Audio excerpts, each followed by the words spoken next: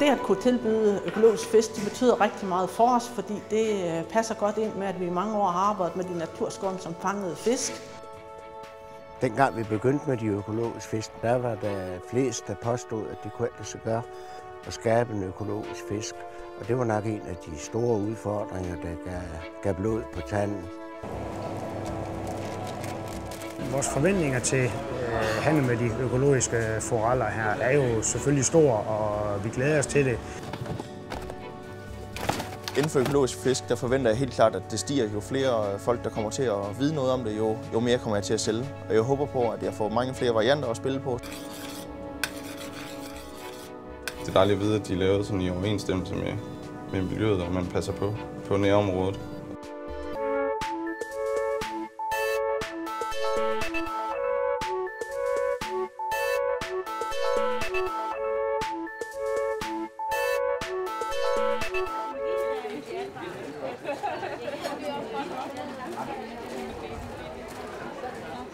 Forbrugerne fortsætter i stigende grad med at efterspørge sunde, økologiske fødevarer. Også økologiske fisk. Så på mange måder er gevinsten større nu end nogensinde i forhold til at hoppe ud i det økologiske eventyr. Fra 1. juli 2010 trådte de fælles EU-regler for økologiske fisk, muslinger og østers i kraft. Det gør det meget lettere at handle med økologiske varer hen over landegrænser. Mulighederne for at eksportere og udvikle dansk økologisk akvakultur styrkes. Ligesom det også bliver muligt at sætte et EU-økomærke på produkterne. Men hvordan er det egentlig med fisk og økologi? En økologisk fisk. Det er rigtig svært. Jeg tror slet ikke, jeg tror på, at det er økologiske fisk. Økologiske fisk, det er dem, der er sådan frit rundt, altså ikke dem, der er i fangenskab. Det ved jeg ikke. Det kan jeg simpelthen ikke regne ud. Jeg ved ikke, hvordan man opdrætter fisken på giftfri vand. Altså. Så skulle den vel være vildfanget på en eller anden måde. Altså opdræt. Jeg ved ikke. Jo, i Danmark kommer en økofisk typisk fra et økologisk dambrug, men også økologiske havbrug er godt på vej med økologien. Der stilles høje krav til bæredygtighed, herunder fiskens velfærd. Vi ved simpelthen, hvordan fiskene har haft det hele deres liv, og hvor de kommer fra. I modsætning til de vilde havfisk, som jo ofte krydser store afstande, inden de fanges. Flere års forskning og udvikling har i dag gjort det muligt for økologiske dambrug at producere ørreder med det velkendte røde ø-mærke. De økoørreder, der allerede har været på markedet, er nærmest revet væk. Og som noget helt nyt, kan man nu selv hale sin frokost eller aftensmad i land fra Danmarks første grønne lystfiskersø med økologiske udsætningsfisk. Lad os tage ud og besøge et økologisk dambrug og se, hvordan de økologiske fisk adskiller sig fra de konventionelt opdrættede fisk.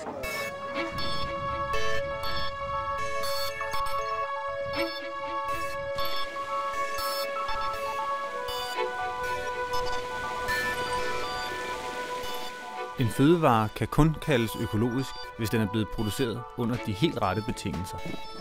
Det indebærer i sagens natur, at man skal overholde en række stramme regler. Først og fremmest disse.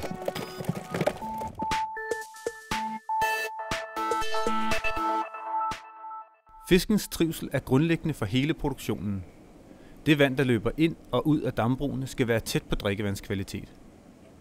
Der er blandt andet regler for iltindholdet i vandet, som skal være minimum 65%, så fiskene ikke skal gispe efter vejret. Der sikres også mod forurening af vandløb, og der sikres reel fri passage for fiskene i vandløbet forbi dambrugets stemmeværk. Altså der, hvor vandet dæmmes op, inden det løber ind i dambruget.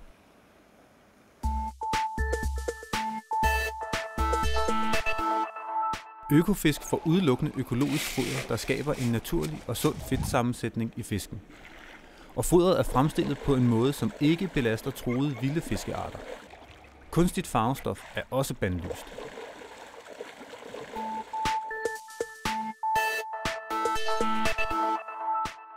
De økologiske dambrug kontrolleres løbende og godkendes af Fødevarestyrelsen.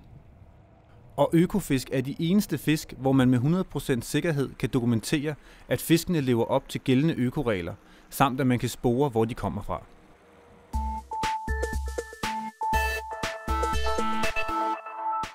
Medicin og kemikalier reduceres til et minimum, og økofisk må højst få én medicinsk behandling i løbet af deres levetid. Der er krav om sundhedsrådgivning fra dyrlæge mindst 2 gange om året, for at forebygge frem for at helbrede.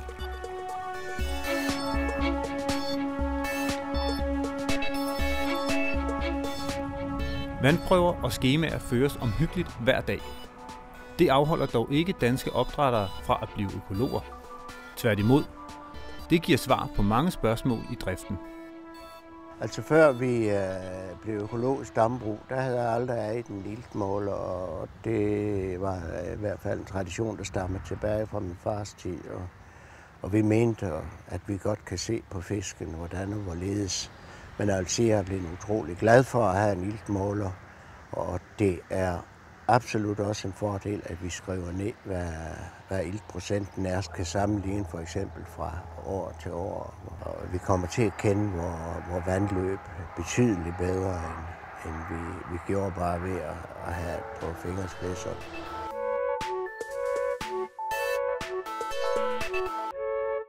Nu kan økologiske spisefisk i form af ørreder endelig massivt spredes til forbrugerne herhjemme og i udlandet.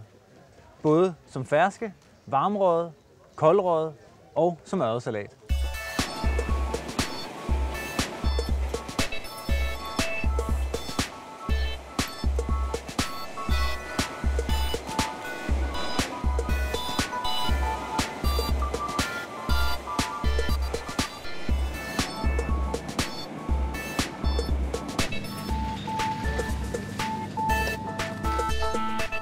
Økologiske spisefisk bliver et mere og mere almindeligt syn i supermarkedernes og fiskehandlernes kølediske, hvor de nu så småt kan købes og hurtigt bliver udsolgt.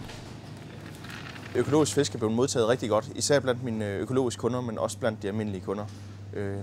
Når jeg har de økologiske fisk liggende fremme, så sælger de helt klart bedre end det normale fersk fisk herinde.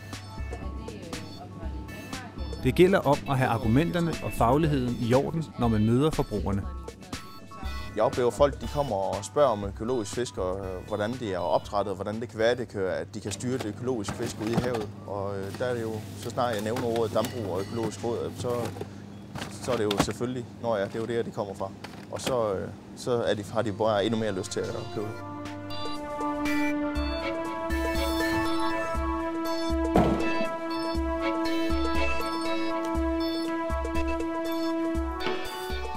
Det betyder meget for os at kan tilbyde kunderne en økofisk, og det er jo en rar følelse at kende det baggrunden for alt for fisken. Vi oplever en stigende efterspørgsel på økofisken, og lige nu der går det rigtig stærkt, og der er rigtig mange, der finder ud af, at det er lavet på en god måde, og det smager rigtig godt. En økologisk fisk, det har da absolut en fremtid, og det er da klart, at det er godt, at folk de bliver bekendt med. Og det er jo en betingelse for at kan sælge det.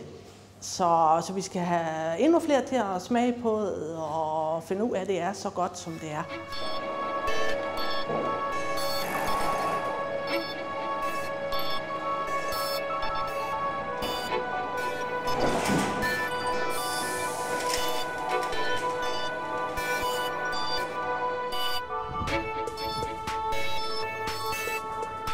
Altså, vi glæder os selvfølgelig til at forhandle økologisk fisk, i og med at vi sælger jo ikke kun en fisk, vi sælger også en oplevelse. Fordi det er jo ikke kun at købe en økologisk fisk, det er også den der historie bagved.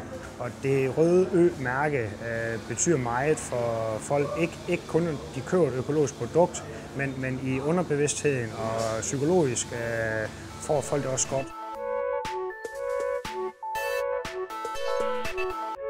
Målet for udviklingen af økologisk fiskeopdræt i Danmark er, at 10% af den samlede produktion i 2015 kommer fra økologiske opdræt.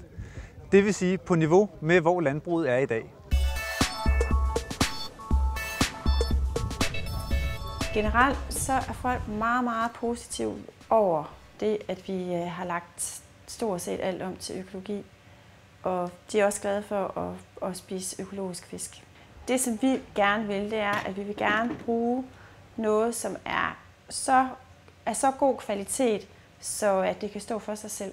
Vi har fået en ung gruppe af gæster, som kommer her, som er meget interesseret i kvalitet og økologi. Normalt i vores menukort, der skriver vi ikke, hvad der er økologisk, fordi så vil det fylde rigtig meget. Men lige præcis med den her ørred, der har vi skrevet det, fordi det er et nyt produkt.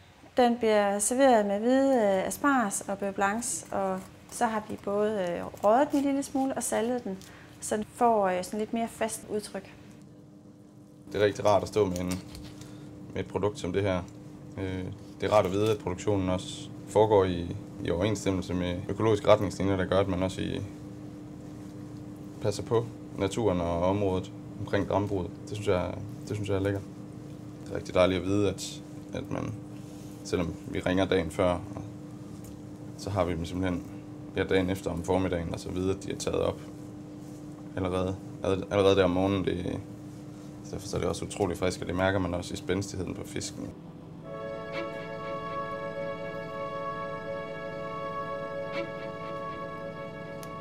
Efter den her økofisk er blevet fileteret, så salter vi den let og ryger den let, og så kommer den i ovnen, inden gæsten får den.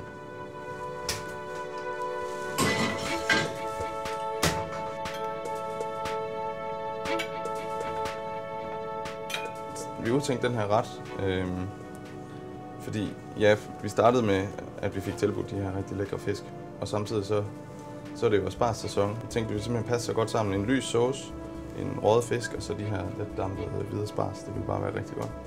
Og så for sådan lidt at blive i det økologiske tema, så har vi så valgt at servere den med ørredrovn også, og så med lidt ukrudt, også for at blive sådan lidt ude i det naturlige. Det er tydeligt, det betyder meget for vores gæster også, at det er økologi, vi serverer for dem. Samtidig er det dejligt også at have sådan en historie og fortælle omkring tingene. Det er en dejlig taknemmelig ret at videregive til folk.